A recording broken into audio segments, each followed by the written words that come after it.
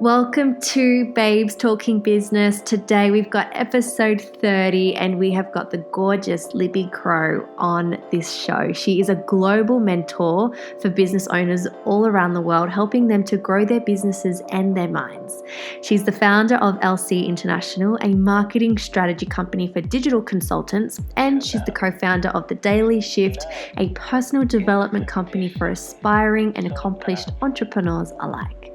She's dedicated to helping business owners see the journey as a bridge to raising the vibration of the planet, and then later as a portal for giving back to the world. We just want to take this moment to say a big, massive thank you to the Health Style Emporium, our beautiful sponsors, an online 16-week holistic program for women where they dive into spiritual, nutritional, physical, emotional, and mental health to help you up-level and be the most inspired version of yourself. Make sure you go and check out www.thehsc.net to find out more about this gorgeous program. So without further ado, we are so incredibly excited to introduce to you the beautiful Libby Crow. Let's do this. Hey, beautiful woman, how are you? Woohoo! Doing great. Excited to be here. I'm so excited. For those who don't know, we've got the beautiful Libby Crow on the show today, and we're going to be talking about everything from business to behind the scenes in business. I know you've had a long journey, Libby, and so for maybe those who don't know, I know we've got a beautiful bio up, so they'll be able to read a little bit about you as well, but I might just read it for the people who are tuning in, because you're obviously on the other side of the world from us over in Australia, so you're over in the US. You're a global mentor for entrepreneurs, helping them grow their businesses and their minds. You're the founder of LC International, a marketing strategy company for digital consultants, and the co-founder of The Daily Shift, which is a personal development company for aspiring and accomplished entrepreneurs. You're dedicated to helping entrepreneurs see the journey as a bridge to raising the vibration of the planet and to be contributing to causes that obviously light them up and that they're passionate about. So where did that actually start? That's a really impressive bio, but where did the journey start for you and how long ago was that? Yeah, in kindergarten. Just kidding. I'm kidding. No, I grew up in a small town in Wyoming, which is kind of in the middle of the U.S., and there was no talk or jargon around entrepreneurship or any of this stuff. So, and my parents weren't really, entrepreneurs either. So I followed the path that most people followed, which was go to school, get a job, right? So I became an elementary teacher, and all was well and fine. I was, kind of trying to make ends meet and love kids. So that was good. I was in my purpose in the way that I got to be a kiddo every single day and be a child and have fun and laugh and be a leader. But honestly, what drew me first to entrepreneurship when I found out that it was even a thing through a friend was money. So people will say, like, I just had this thing inside of me. I was like, no, I just wanted to not eat taquitos for the rest of my life. Like, I wanted to start being more fancy. So my friend's like, I'm making this money, and I'm like, well, I want to get out of debt and pay off my student loans. I want to live in a neighborhood where there's not drug use outside. Like, this is scary, little Miss Crow going to teach all these kiddos, trying to get out of our neighborhood without getting shanked, it was just I really wanted a different lifestyle at the beginning. And so she said, I'm this wellness coach for this MLM. And I was like, I didn't even know what an MLM was. I was like, all right. So I joined it. I had so much fun. I became a wellness coach. I ended up within 6 months being in the top 125 of all the coaches out of hundreds of thousands of coaches in this network marketing company. And I was like, this is awesome. I'm making money and helping women and meeting new people. And I'm getting healthier because, I was going from college to teaching. I was under a lot of stress and wasn't taking that good care of my body. So I was learning a ton about wellness and all was well. And so I quit teaching, which was a bold move, right? People in my life didn't understand yet. I knew, if I can do this much in 6 months, part-time, in between pee breaks as a teacher, I can do this if I have a ton of time. So I left teaching. Everyone thought I was crazy. I was like, I'm doing this thing called an entrepreneur now. They're like, what is that? But I'm making new friends and I'm changing my mindset and I'm growing internally because you have to make it, to take action. And to believe in yourself. And that transitioned into more of a life coaching company. And I left the network marketing company about a year after that because I realized, hey, I could package my own brand and create my own courses and workshops and retreats and programs. And I'm going to make more money probably off that, depending on what you do in network marketing, whatever. But so I transitioned into that, and that became really successful as well. And from there, people kept saying, can you be my business mentor? And I was like, no, that sounded dry and boring. Like I needed to wear a suit and be like, hello, all right, we are going to talk about your funnel. And I was like, no, guys.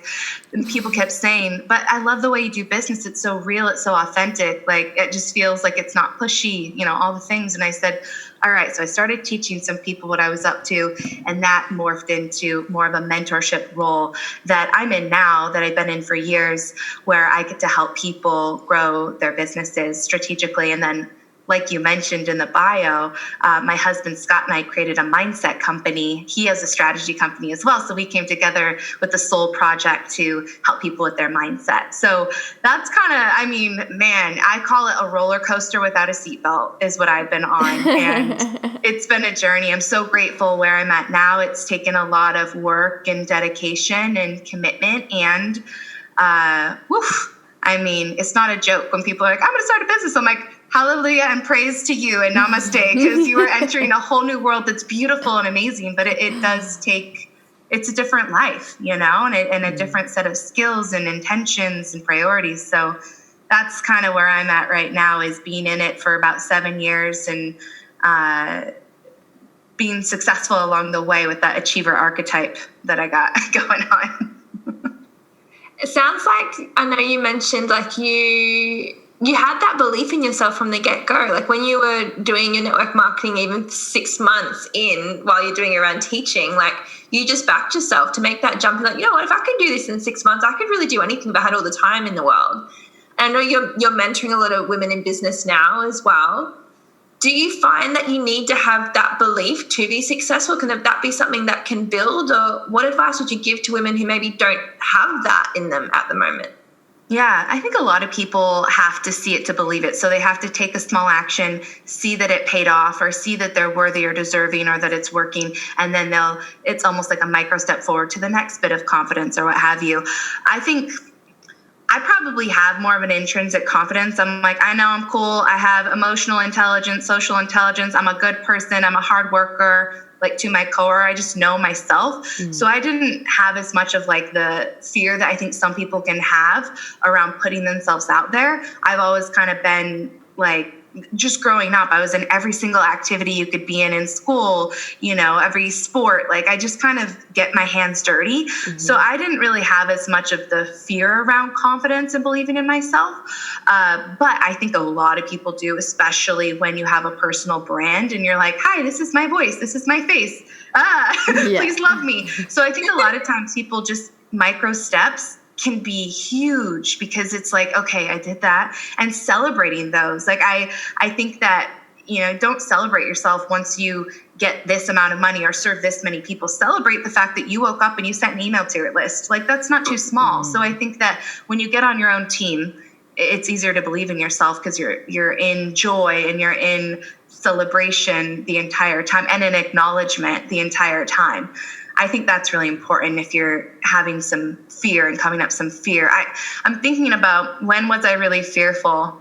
Shoot, I think back in the day when I first did Instagram stories. This was like how many years ago, right, guys?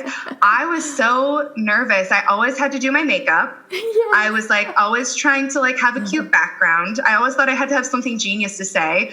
Now I'm like, on a 12-hour flight with like my double chin. I'm like, guys, airplanes are toxic, or like it's just something weird, So I think it's a muscle that you work. Like, here's fear. I'm going to go towards it. I'm still alive. And if you do that so many times, all of a sudden these big things are small things. And you're like, I can't believe I was nervous about that. That's so silly. But it's practicing that. So got to work that muscle. I love that. Oh, I really want to talk about your growth, because you you've built wealth fast, which is phenomenal. I mean, what you created in your network marketing company and then to create what you've created with your company now with your hubby, it's like, you know, a lot of people would have that wealth creation and usually sabotage it. That's what we see, a big pattern in people who do create such amazing success. I'd love to know your processes or your mindset around this. Like, did you have to go into like some hardcore like saving modes, and like did you have a mentor for that? How did you build that wealth and then continuously have that abundance flowing to you without sabotaging it? Yeah, I'm interested. I'm like, how is everyone sabotaging this? But I think that, you know, everyone has a different personality type, especially around money. And I tend to be more on the non-risky side. So my growth is kind of more like this. Well, you can't see this if you're listening, but it's more gradual. And where a lot of times entrepreneurs, it's like, boom, it's exponential. And so I think for my type, it's been more of like a slow snowball. And that makes me feel safe and comfortable, where I think if you get a lot of money fast, sometimes people don't know what to do with it, or they change their lifestyle in big ways or what have you, you know? Yeah. So I'm more of like a grandma about it, you know? I'm like, let's plan long term. But speaking of mentors and people who have supported me, that's always been like my number one. I can't do this alone. I don't know everything / probably anything. I'm only how many years in? Why don't I learn from someone who has way more experience from me? So taking advice from people who I value their lives, I value their businesses, I value the way that they are, that's been always key. But for me, and I'll just go like maybe 3 years back. So when I started business mentorship, so that's when I transitioned from doing coaching and consulting from more of a life coaching type of a vibe. Sometimes I'd work with entrepreneurs, of course, but it wasn't like, let's talk about the tactics. So when I moved more towards that, what happened is I knew I needed to have one signature program. And I knew that if I kept doing what's natural to me, which is the creator, let me create this thing, let me create that thing. Every time you create a new product or offer, it's like you're creating a new business. So I had to get really specific and say, okay, I'm going to grow this one thing. And so I grew what is called the Business Accelerator, which was my group coaching program. And I said, this is my focus, and I'm not going to, you know, grow anything else or create anything else, even though I'm tempted, and I'm just going to scale this guy. So what happened is I had to, mindset wise, realize that I'm not as important as I think I am in my business, and other people that I hire can do just as good a job as me, if not better. And so I had to learn to stay in my zone of genius, which for me is generally being creative, being loving, having good energy, supporting people with my sparkles, like that type of a thing. I'm not in my genius when I'm on the back end of WordPress. You know what I mean? In fact, that's when I'm in my anti-genius. So first of all, team. So I learned to hire people who could be in their zones of genius to support me and my clients.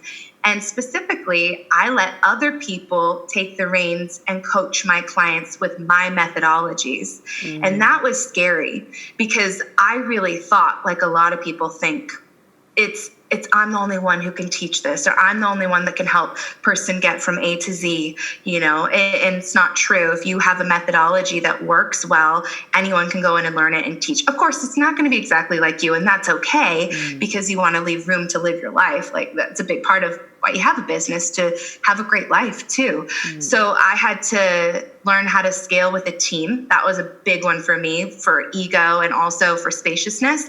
And I had to learn how to stay focused. So again, with the creator archetype, it was really difficult for me to not create new things all the time. So I just focused on my marketing, my lead generation, my sales, my content, all for one thing, which felt a little bit constricting to me as someone who likes to talk about everything, to talk about one thing, but it works for profit. So my goal was profit. My goal wasn't to just feel flowery all day and to just hang out and talk about what I wanted. My goal was, hey, I want to like scale, and I want to make this big, and I want to help so many more women who are like struggling hardcore, and they're so amazing, and they need to help more people make more money themselves. So for me, it was scaling with a team, staying focused, and that's really, it's not as complicated, I think, as that many people think it is. Like, I think we overcomplicate it, which slows us down. So those are the two main guys that I focused on. And from that, I had a casual 6-figure company in that coaching business, and it scaled to 7 figures within, timelines aren't my thing, but like probably 4 or 5 months, just from that focus and running some more paid traffic and stuff like that with the lead gen. But that's really how it kind of spun off. And then that's where the crazy thing happened, you guys. That's when I actually had time and space to live my life. Yeah, because you delegated. That's when everything kind of got wild last year when I burnt out. But leading up, that was my key. And those are some of the things that I focused on. Delegation. I'm excited to delve into the burnout things. I'm going to park that for a sec, because I know that's something that a lot of women are feeling. But I want to talk into that space where you said, like, you've got that, like you said, you've got sparkle, you've got a massive heart, you've always been a visionary, you wanted to be an entrepreneur. And there's a lot of women who are listening, they feel like they've got an awesome service, they've got an awesome product, they know they've got the skills, but it sounds like from you kind of got to a point where you knew to get to that next stage where you are focusing on profit, it was just about upscaling.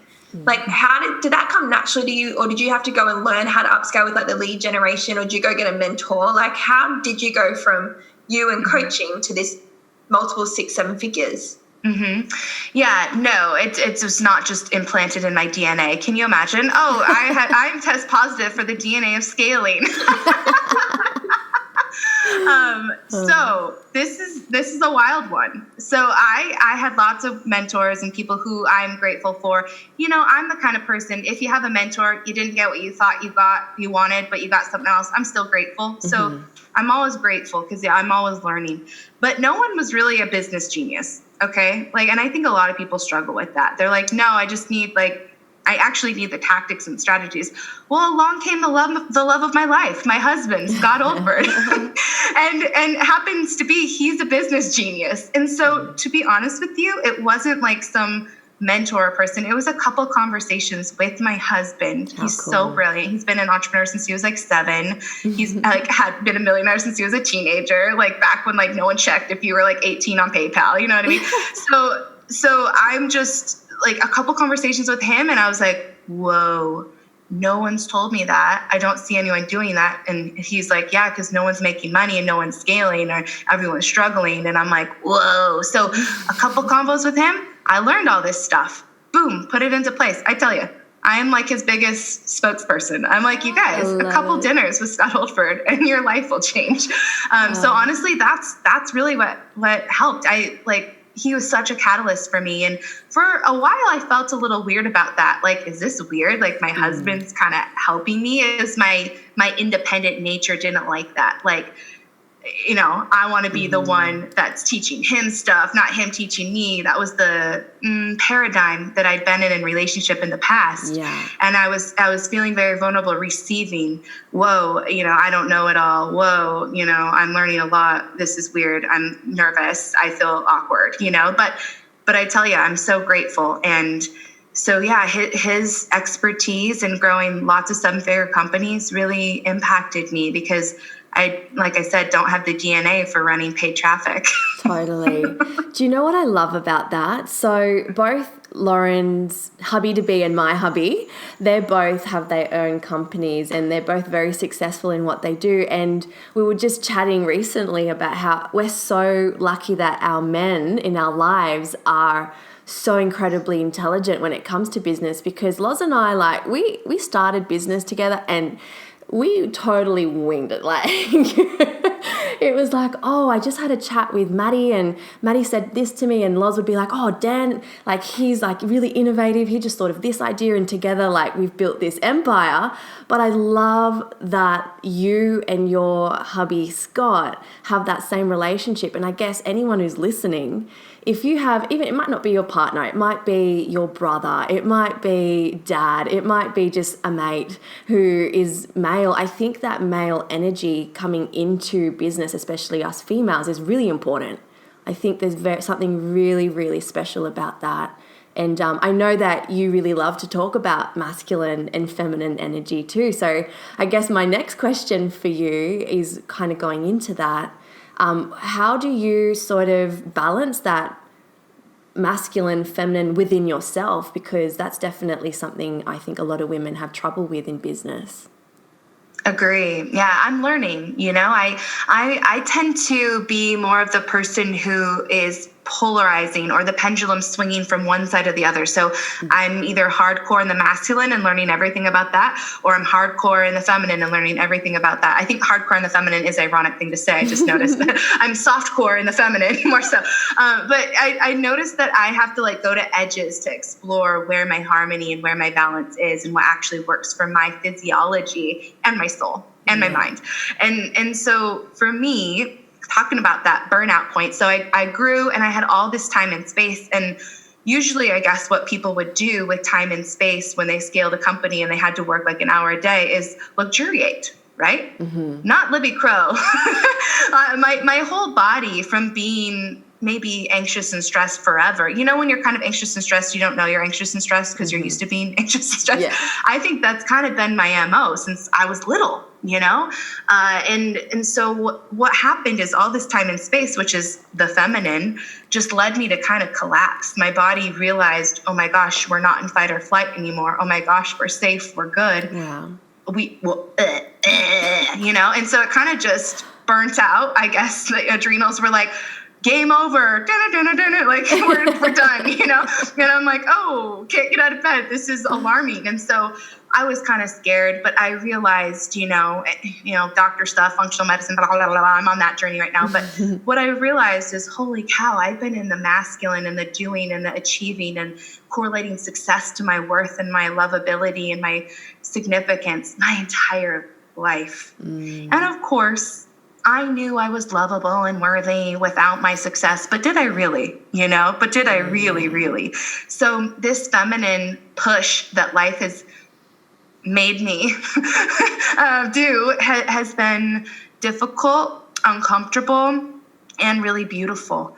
And what I've realized from it is maybe I don't have to go to extremes, and push myself in either direction to find this harmony in the day-to-day. So now my day might not look like, 1 hour work or 8 hours of work. It's a balance. So maybe I'll work 2-3 hours a day, and I'm prioritizing myself and my own needs, asking myself always the question, what do I need right now? Sometimes I have to put it in my phone to remind me, but now that's where I operate from, is that question, because that's how I'm able to sustain energy and give back and be of service, for the world.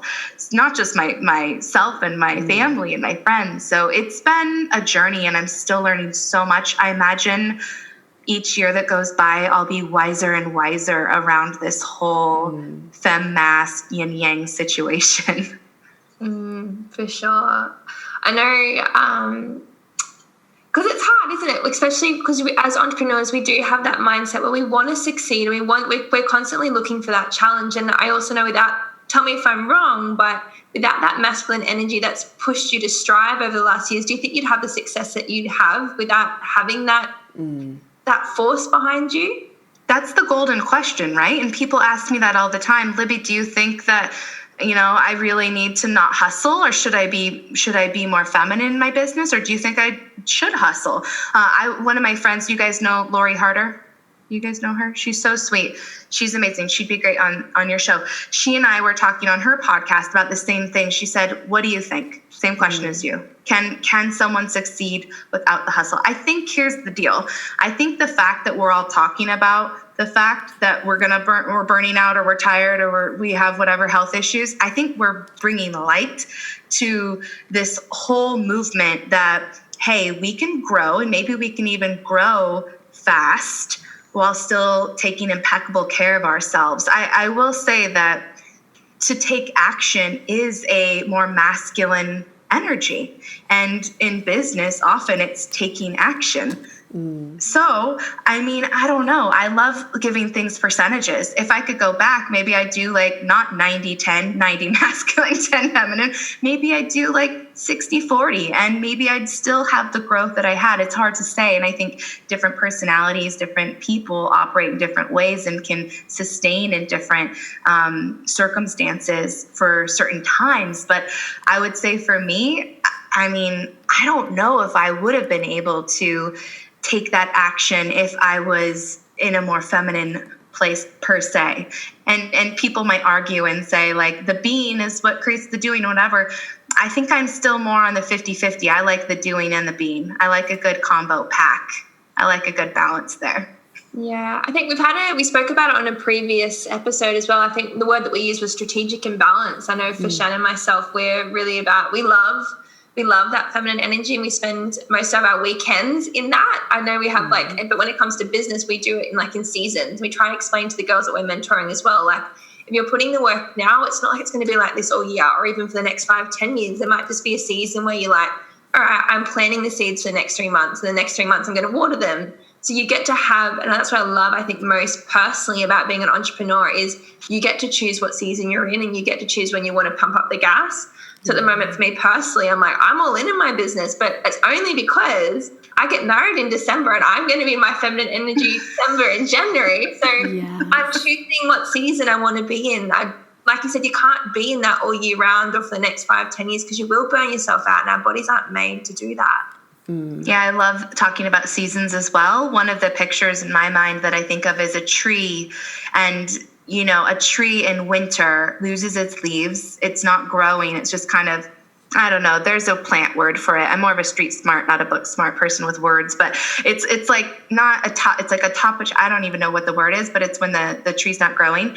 And if you go too hard in growth mode, like you're like, it's spring, it's summer, it's spring, it's summer, it's spring, it's summer, then you're not going to grow for a while. So like for the last year, I've been in this like winter tree mode where I'm like, I have nothing to grow. Like, I don't care how much you water me. There are no sprouts. And I think that's where it can get gnarly for people. And that's where the pendulum swings a little too hard. So I agree. I think, and looking ahead and saying, okay, this season, I'm going to need to spend some time in Cabo on the beach, or I'm going to need to have like 5 spa days a month after this season, and just being able to take good care. And I think where the issue comes is when people quit their jobs or they don't have resources that can help them stay afloat as a foundation, then they get stuck in summer and spring. They get stuck in survival. They get stuck in, I don't have a choice.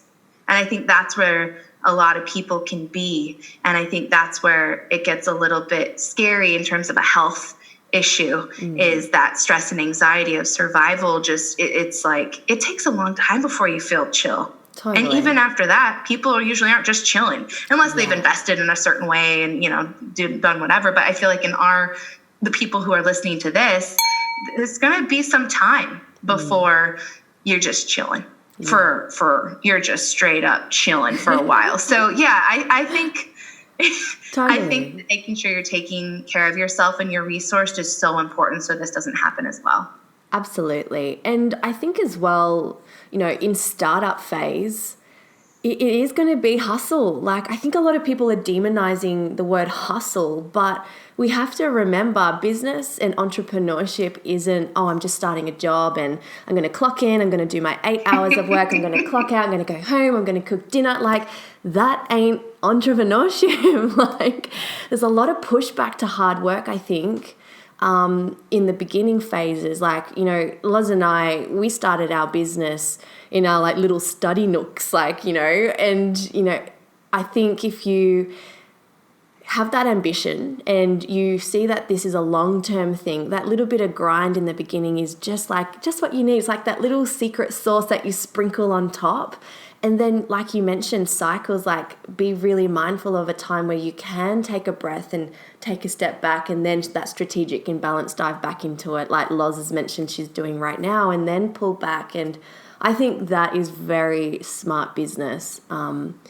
Business does happen in cycles anyway, right? It's not always going to be like exponentially growing. It's got that beautiful flow. So I love that we've spoken about this. Thanks for sharing your aspect of it and your journey with your business. Absolutely. It's important for people to hear.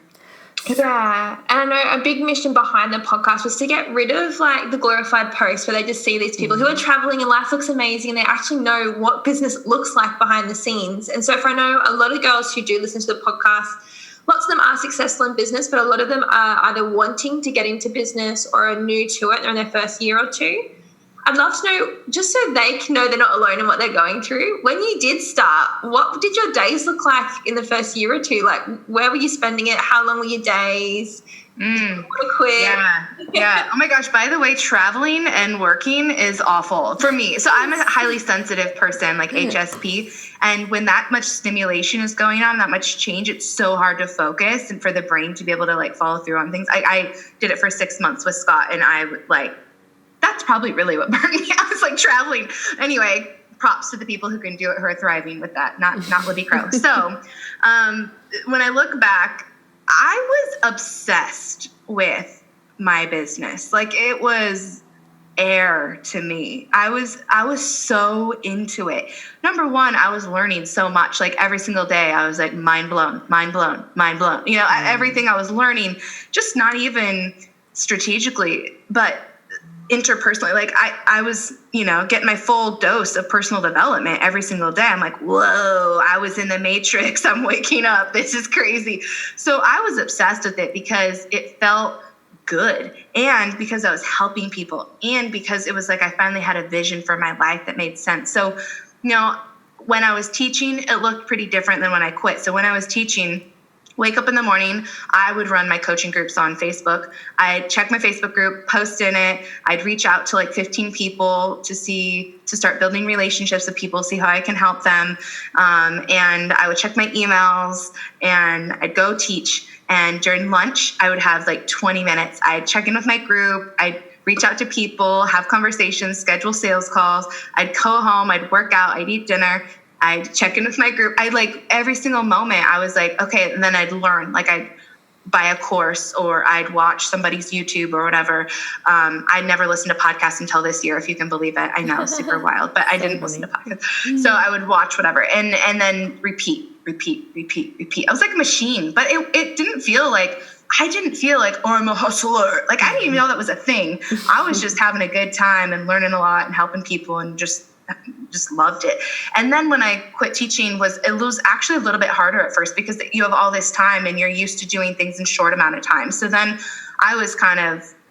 I felt a little bit crazy. I was like, oh my gosh, like, what should I be doing with this extra time? I got everything I needed to get done in 3 hours because that's what I'm used to doing. So then I would fill my time with random stuff that I really didn't need to do, but I felt guilty taking that time for myself because I thought, I'm only allowed, I create these rules and equations in my head. I'm only allowed to go walk my dog on a hike when I make this much money, or if I do these things. And it's like the list and the rules kept getting bigger and bigger. So I struggled when I left my teaching job to being full-time entrepreneur in terms of how do I manage my time? How do I not feel guilty by taking time if I haven't hit all my goals yet or whatever rule I'd set up? And that was really hard for me to learn. I remember back in the day, I took this Smart Success Academy, and that really helped me. And I learned that it's okay to take time for myself. I hired soulful life coaches that,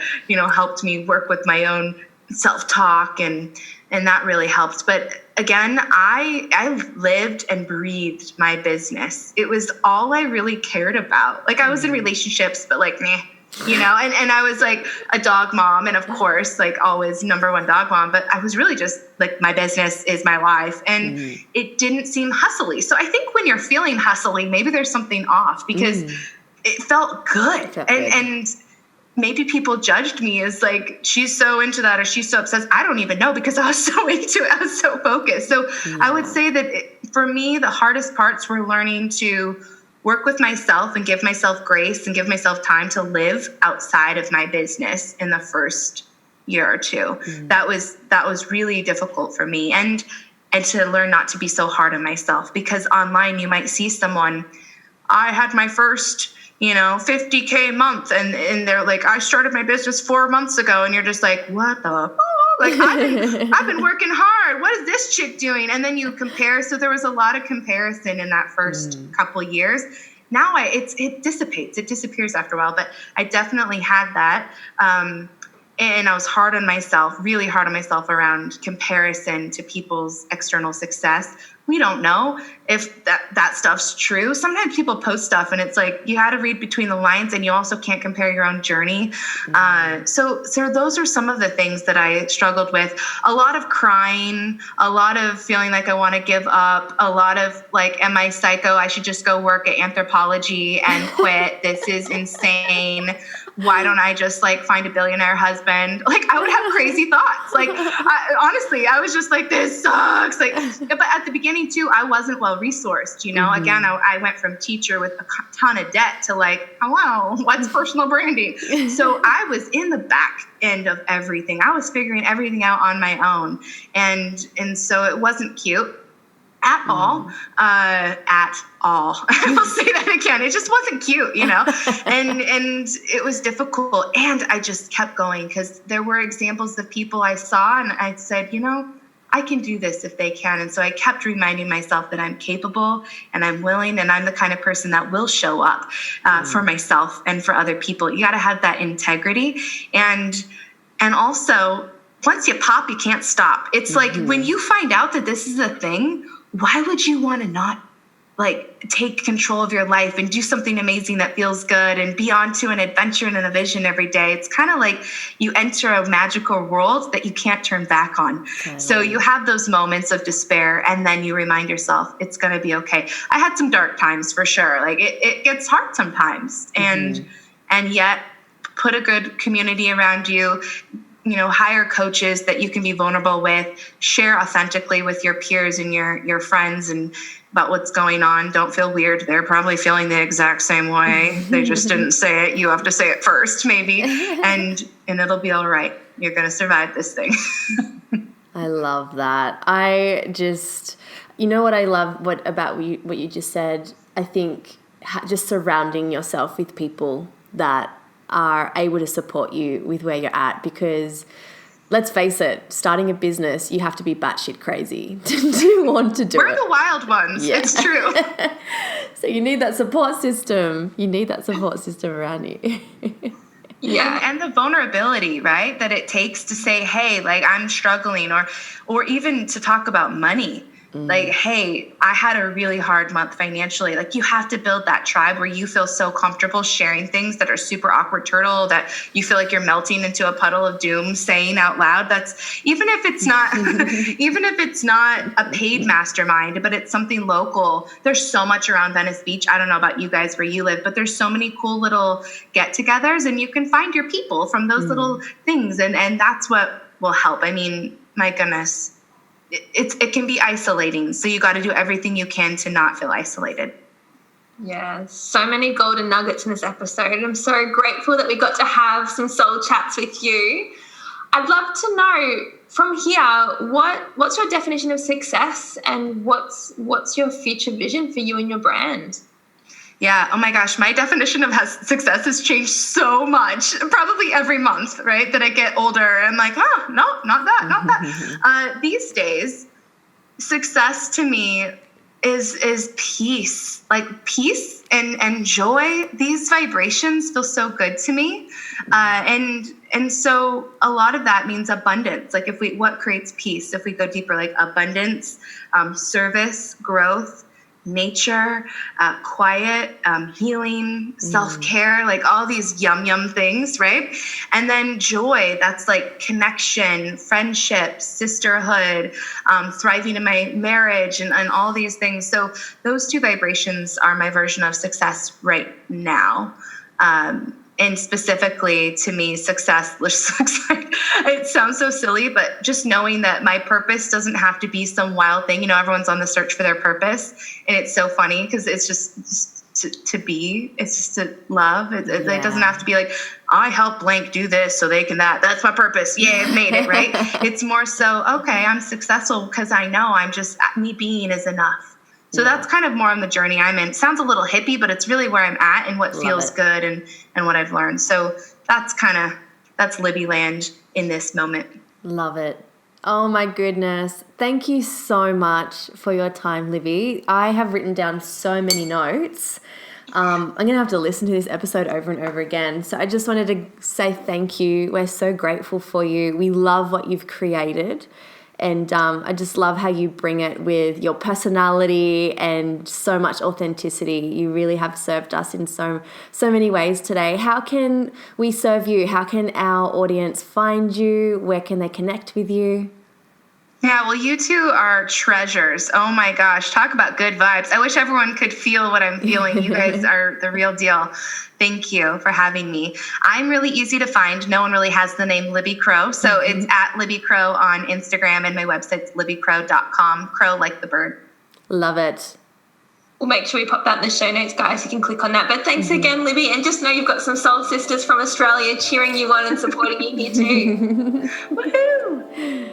We hope you've loved today's episode of the Babes Talking Business podcast. We're loving bringing you these episodes. Our mission really is to share and add value to your week, whether you're a budding entrepreneur or you're a veteran and you've been owning your own business for quite some time. Don't forget, if you're loving our podcast, we would absolutely love and appreciate for you to rate us and drop in some love on the iTunes app by giving us some feedback. We want to do something really exciting, and we want to do a shout out of the week every week on our Instagram for anyone who reviews us. So please make sure you leave us 5 sparkly stars and you give us your feedback, but don't forget to add your Instagram handle or website so that we can shout you out. You can follow us on Instagram at Babes Talking Business, or you can check out our website at www.babestalkingbusiness.com. You can check out the Health Style Emporium online holistic health program, our beautiful sponsors over at www.thehsc.net. All of these links are available below in our podcast notes and on our website. Thanks for tuning in.